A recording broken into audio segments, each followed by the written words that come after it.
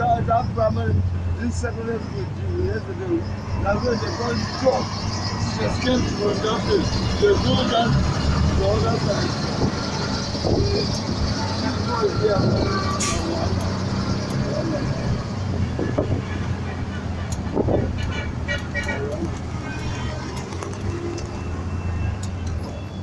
This boy here.